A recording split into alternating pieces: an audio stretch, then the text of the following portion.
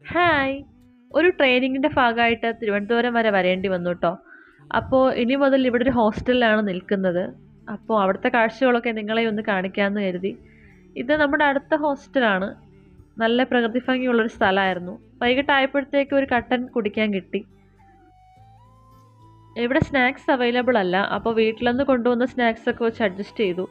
അങ്ങനെ എല്ലാം കഴിഞ്ഞ് നോക്കിയപ്പോഴാണ് എല്ലാ സാധനങ്ങളും പാക്ക് ചെയ്തെങ്കിലും പേസ്റ്റ് എടുക്കാൻ മറന്നുപോയി. അപ്പോൾ പുറത്തിറങ്ങാൻ നോക്കിയപ്പോൾ ചെറിയ മഴയൊക്കെ ആയിരുന്നു. അങ്ങനെ അടുത്തുള്ള മെഡിക്കൽ ഷോപ്പിൽ പോയി കുറച്ച് സാധനങ്ങളൊക്കെ മേടിക്കണമുണ്ടായിരുന്നു. മെഡിക്കൽ ഷോപ്പിലെത്തിയപ്പോഴാണ് പിന്നെയും കുറച്ചുകൂടി സാധനങ്ങൾ മേടിക്കാനുണ്ടല്ലോ എന്ന കാര്യം ഓർമ്മ വന്നത്. പിന്നെ അതൊക്കെ മേടിച്ച് തിരിച്ച് നടന്നപ്പോഴത്തേക്കും ഒരു കട കണ്ടു. നമ്മുടെ ഹോസ്റ്റലിൽ ഫുഡ് ഉണ്ടെങ്കിലും ഇന്ന് പുറത്തുനിന്ന് കഴിക്കാമെന്ന് കരുതി. അങ്ങനെ അവിടുന്ന് ഒരു മസാല ദോശ കഴിച്ചു. പിന്നെ തിരിച്ച് റൂമിലേക്ക് എത്തിയപ്പോൾ കുറച്ച് നോട്ട്സൊക്കെ എഴുതാൻ ബാക്കിയുണ്ടായിരുന്നു. പിന്നെ ആ നോട്ട്സൊക്കെ എഴുതി തീർക്കാമെന്ന് വിചാരിച്ചു. അപ്പോൾ അത്രയേ ഉള്ളൂ. ബൈ.